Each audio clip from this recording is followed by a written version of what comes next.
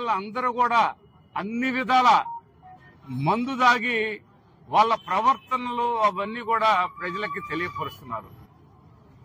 ఆడవాళ్ళందరూ కూడా అన్ని విధాల మందు దాగి వాళ్ళ ప్రవర్తనలు అవన్నీ కూడా ప్రజలకి తెలియపరుస్తున్నారు.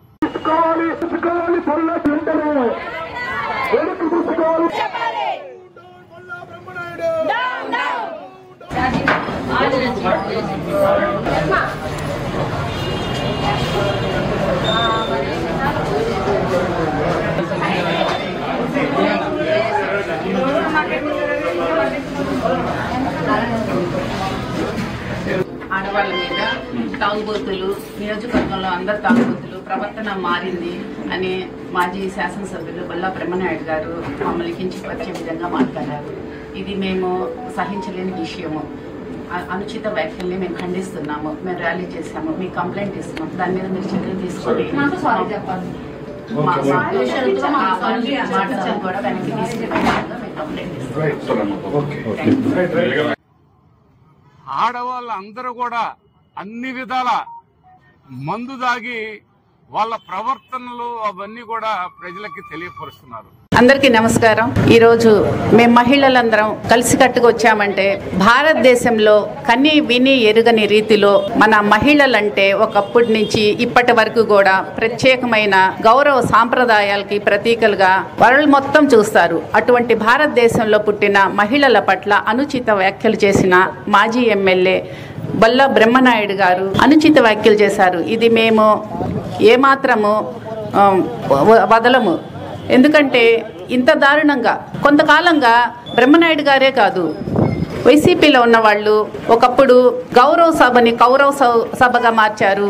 తర్వాత ఇంకొక ఆయన వచ్చి మహిళల్ని వేసెలు అన్నారు. ఇప్పుడేమో తాగుబోతులు అంటున్నారు. ఇంతకంటే నీచమైన మాటలు ఇంకా లేవు మహిళలను అనడానికి. ఇటువంటి అనుచిత వ్యాఖ్యలు చేయడం మేమెంత మాత్రం సహించలేము. ఏం తాగుబోతులం అయ్యాము? ఎవరిని చూసి ఏమనుకుంటున్నారు? తాగుబోతులం అవ్వాలంటే మీరు అడ్డమా మాకు? తాగుబోతుల్ని భర్తల్ని కూడా భరించి పిల్లల కోసము దరిద్రతో సమానమైన సహనం ఓర్పుతోటి కాపురాలు ఇంట్లో చేసుకునే మహిళల్ని ఈ రకంగా రచ్చకులాగి తాగుబోతులు అనడం ఎటువంటి సహించలేని విషయం. వేదాల నుంచి చెప్తున్నారు, ఎత్ర నారీ పూజ్యంతే రమంతే దత్ర దేవత పూజ్యతే అని. మహిళల్ని ఎక్కడ గౌరవిస్తారో అక్కడే పూజింపబడతారు దేవతలు. అటువంటి భారతదేశంలో ప్రతి ఒక్కళ్ళు ఎంత పనికి మాలిన వాళ్ళు కూడా తన భార్య పట్ల, తల్లి పట్ల, చెల్లి పట్ల అనుచిత వ్యాఖ్యలు చేయడు. అటువంటి విషయం ఉన్న మన భారతదేశంలో ఇలాగా మన నియోజకవర్గంలో మహిళల మీద అనుచిత వ్యాఖ్యలను చేయడము తగందని ఏకం చేసి వాళ్ళకి శుభాకాంక్షలు చెప్తూ వాళ్ళకి ఆయన శక్తి కొలది చీరలైనా తొడుక్కోవడానికి గాజు ఇవన్నీ చేసి భోజనం పెట్టి వాళ్ళకి శుభాకాంక్షలు చెప్పి మీకు అన్నగా నేనున్నాను, నా తలుపులు ఎప్పుడూ తెరుచుంటాయి మీకు అని వాళ్ళని సాగనంపారు. ఇంతటి విలువైన సాంప్రదాయం పాటిస్తున్న మన వినుకొండలో ఇటువంటి అనుచిత వ్యాఖ్యలు చేయడం ఏమాత్రము మంచిది కాదు. మహిళలమైన మేము చక్కగా ఇంటికి పట్టున కాపురాలు చేసుకుంటుంటే మా భర్తలే మమ్మల్ని అన్నారు. అటువంటిది మీరు అనడము ఏం చూసి ఏ ఆధారంతో అన్నారో మీరు ఒకసారి చూసుకోవాల్సి ఉంటది. మహిళలు ఏడుస్తారు అనుకుంటున్నారు కానీ ఈ రోజు మహిళల్ని ఏమనంటే ఏడ్చే పరిస్థితి లేదు.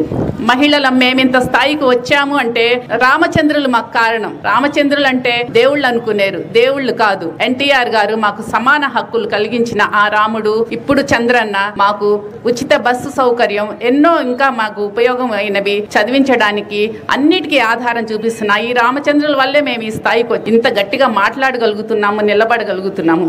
ఇటువంటి వ్యాఖ్యలు ఇక మీదట చెయ్యొద్దు, చేసినవి వెనక్కి తీసుకోవాలి.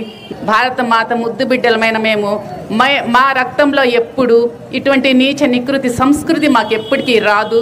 మీరన్నా కూడా మేము ఎప్పుడు మారము. ఇది మేము ఘంటాపదంగా అయితే చెప్పగలను. మాతాకి భారత్ మాతాకి. అందరికీ నమస్కారం అండి. ప్రతి ఒక్కసారి కూడా ఈ వైసీపీ పార్టీ వాళ్ళకి రాజకీయం చేయాలంటే ఏమీ దొరక్క మహిళలను అడ్డం పెట్టుకుంటున్నారు. ఇది మరి వాళ్ళకి వెన్నతో పెట్టిన విద్య ఏమో మాకైతే అర్థం కావట్లా. 2024 అసెంబ్లీ సాక్షిగా అతను అవమానపరిచాడు మాతృమూర్తిని. ఏమైంది? 11 సీట్లకు పరిమితం అయిపోయాడు. అయినా జ్ఞానోదయం అయిందా? లేదు. మొన్న అమరావతిలో చండాలమైన నికృష్టమైన మాటలు మాట్లాడాడు. నీ ఇంట్లో నీ చెల్లి నీ భార్య ఆ పదవికి రారా? వాళ్ళందుకు ఆ కోవకు చెందలేదా? అంటే ఏంటి? నీ పరిస్థితికి వచ్చింది కాబట్టి నువ్వు ఆ మాట అంటున్నావంటే నీ ఇంట్లో వాళ్ళని కూడా నువ్వు అనుకుంటున్నావు, తెలుసుకో. అంతేకాదండి అన్నాడు, మీ మోడీకి చెప్పుకో అన్నాడు. ఏమైంది? మరుక్షణం ఆపరేషన్ సింధూర్. ఆ ఆపరేషన్ సింధూర్కి ఒక మహిళా జనరల్ ఆధిపత్యం వహించి పాకిస్తాన్లో ఉన్నటువంటి ఉగ్రస్థావరాల్ని మొత్తాన్ని తుదిమట్టించగలిగిందంటే ఎవరయ్యా? ఒక మహిళ తలుచుకుంటే ఏదైనా చేయగలదని ఎన్నోసార్లు నిరూపించినా ఈ వైసీపీ పార్టీ వాళ్ళకి బుద్ధి రావట్లేదు. అంతేకాదు, బతికున్నాళ్ళ మీద అంటమే కాకుండా చనిపోయిన వాళ్ళ మీద కూడా బురద చల్లడం నేర్చుకుంటున్నారు ఈ మధ్య. మీ ఇంట్లో వాళ్ళు కాదా? నేర్చుకోండి. ఈసారి ఆ 11 సీట్లు కాదు, కనీసం ఇంట్లోంచి బయటికి రావాలన్నా భయపడే స్థాయికి మీరందరూ వచ్చేస్తారన్నది ఈ విధంగా మేము తెలియజేస్తున్నాం. ఈ సందర్భంగా నేనేం చెప్తున్నానంటే, మహిళలందరికీ కూడా బొల్లా బ్రహ్మనాయుడు బేషరతుగా క్షమాపణ చెప్పాలి.